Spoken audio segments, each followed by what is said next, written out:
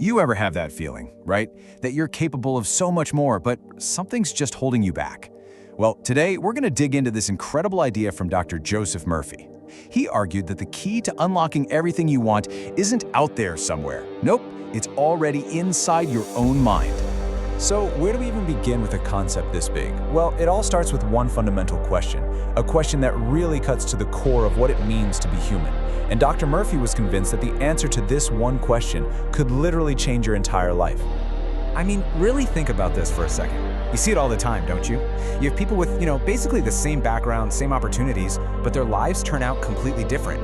One person is just soaring, absolutely thriving, while another is just stuck.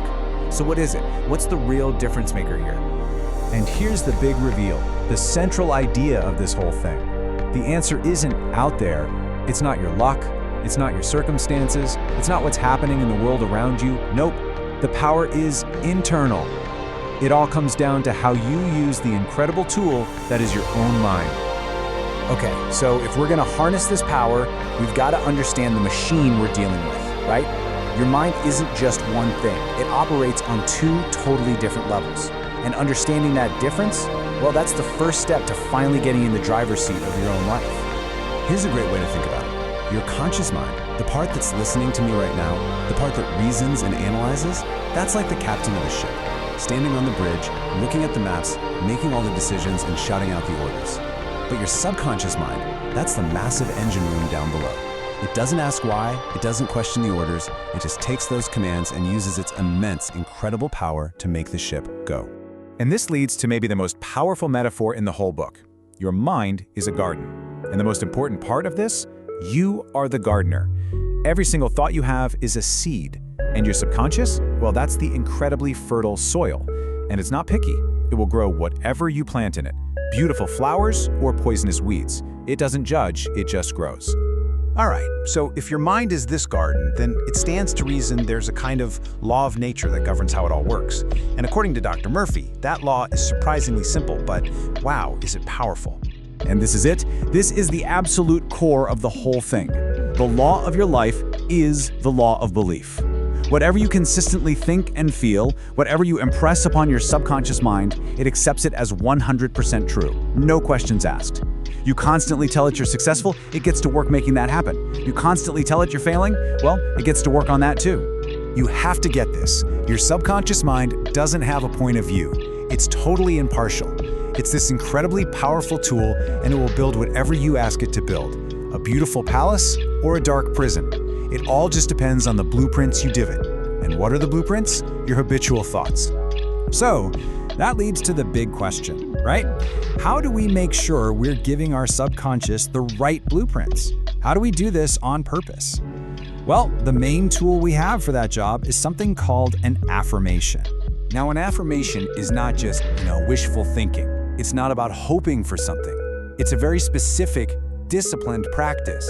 You are stating a truth as if it is already a fact. You're basically aligning your conscious mind with the reality you want that subconscious engine room to start building. And take a look at this.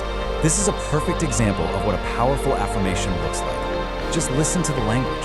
It says, "Infinite intelligence leads and guides me. Beauty, love, peace, and abundance are mine."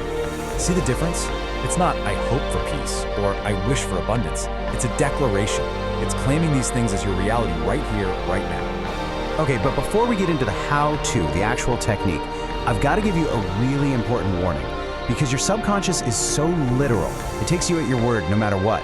What you don't say is just as important, if not more so, than what you do say. Think about this. Every single time you say something like, "Oh, I can't afford that," or "I could never do that," you are literally giving a direct order to your subconscious to make that your reality.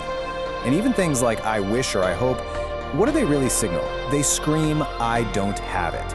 You're just reinforcing the absence of the very thing you want. Okay, so let's pull all this together. Let's get practical. Here is a simple step-by-step method you can start using literally today to begin planting the right kind of seeds in the garden of your mind. Okay, 4 simple steps. Step 1, quiet your mind. Get relaxed, get still. This helps you bypass that noisy, skeptical conscious mind. Step 2, state your affirmation, either out loud or just in your head. Step 3, and this is so important, imagine the end result. Don't get bogged down in how it's going to happen, just see it as already done. And finally, step 4, you have to feel it. Feel the emotion of having it right now. That feeling, that emotion, is the language your subconscious really understands. And please remember, this is not a one-and-done kind of thing. It's all about building a new mental habit. You have to be like that gardener, tending to your garden every single day. You consciously and consistently choose to plant these thoughts of peace, success, and happiness, and you keep doing it until they take root and literally blossom into your new reality.